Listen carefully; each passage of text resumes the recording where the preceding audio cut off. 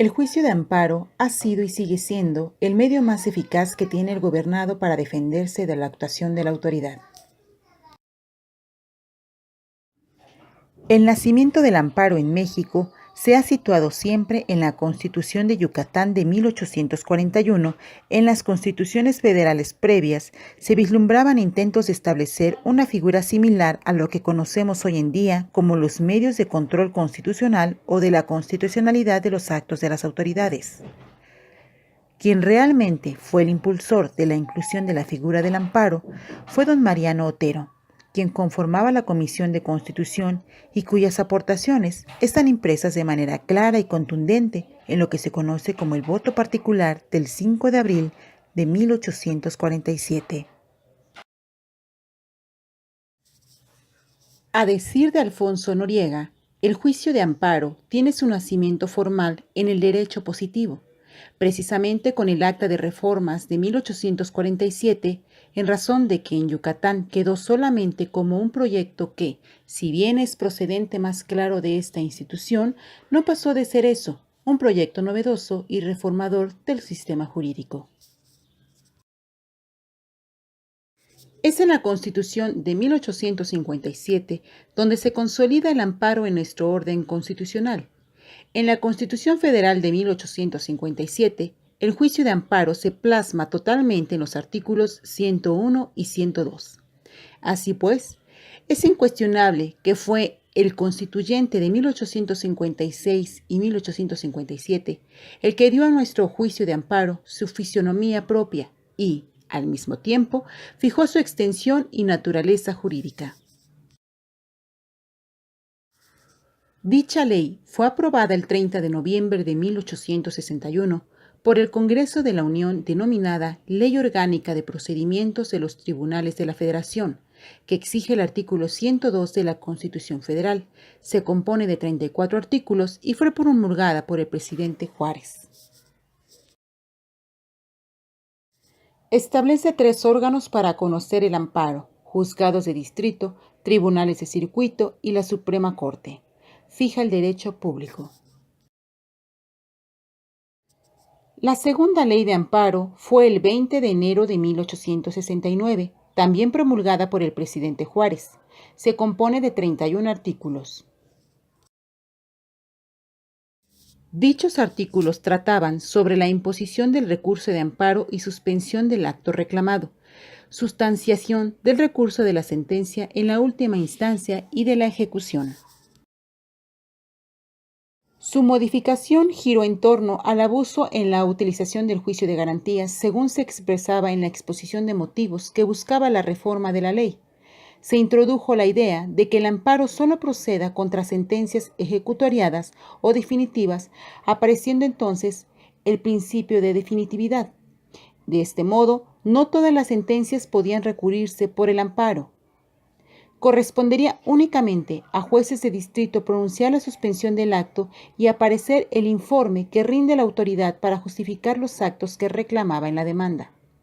A partir de esta ley, comienza la disputa por determinar si el amparo es un juicio o un recurso dado, que se considera al mismo como si volviera a dar curso al conflicto dentro del mismo proceso original. La Ley de Amparo de 1882, que vino a sustituir la de 1869, fue aprobada el 14 de diciembre de 1882, siendo presidente de México don Manuel González. Estaba conformada por 83 artículos, distribuida en capítulos que versaban sobre la naturaleza del amparo, la competencia de los jueces, la demanda de amparo, de la suspensión del acto reclamado, de las excusas, recusaciones e impedimentos de la sustanciación de recurso. La jurisprudencia fue formalmente creada en esta ley bajo la inspiración del mariscal I. Vallarta. Para formar jurisprudencia se estableció que se dictaran 5 ejecutorías en el mismo sentido. Entre sus características más sobresalientes tenemos que sí se admite el amparo en los negocios judiciales de naturaleza civil. Toda sentencia de la Corte debía servir de precedente obligatorio para el propio órgano y los tribunales inferiores. En el artículo 70, se estableció que el juez que conociera el amparo o lo denegara en controversia al texto expreso de la Constitución o en contra de la interpretación que hubiere fijado la Suprema Corte en por lo menos 5 ejecutoriadas sin informes, sería castigado con la pérdida del empleo y con la prisión de 6 meses hasta 3 años. La Ley de Enjuiciamiento Española de 1855 sirvió de inspiración para los Códigos de Procedimientos Civiles Federales de 1897 y el Código Federal de Procedimientos Civiles de 1908, entre otras legislaciones. Entre sus características más sobresalientes tenemos que el amparo es un auténtico juicio y no un recurso principal accesorio que debe solicitar la parte agraviada. Ni la mujer casada ni el hombre menor necesitan representantes legítimos. En el amparo solamente intervienen los jueces de distrito y el Tribunal de la República, quedando absolutamente eliminados los magisterios. El amparo judicial civil es la parte contraria del quejoso. El tercero perjudicado puede rendir pruebas, alegar y debe ser oído por tener un interés indiscutible, a pesar de que formalmente no es estimado como parte. Debía hacerse discusión entre causas de improcedencia y de sobreseimiento del amparo. Las primeras ocurren antes de la demanda y la segunda después de estas. Así, es improcedente el amparo contra los actos de la Suprema Corte y contra consentidos, excepto contra penas corporales porque son del tracto sucesivo y no se pueden consentir.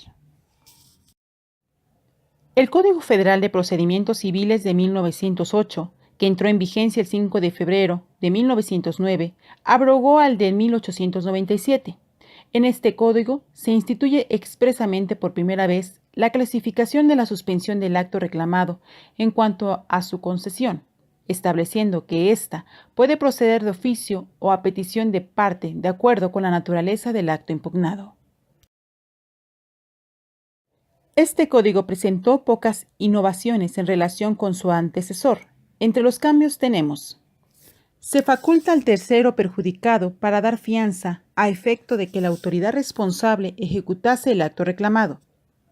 Se estableció la presunción de ser cierto el acto reclamado en caso de que la autoridad responsable no rindiese su informe y para el solo efecto de la suspensión.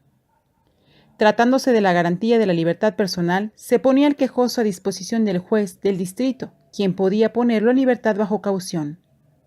Surge la posibilidad de que el juez de distrito revoque o conceda la suspensión del acto reclamado, cuando ocurriese algún motivo superviniente que sirva de fundamento a la resolución. Se faculta a las partes y al tercero perjudicado para interponer el recurso de revisión en contra del auto que concediese o negase la suspensión del acto reclamado.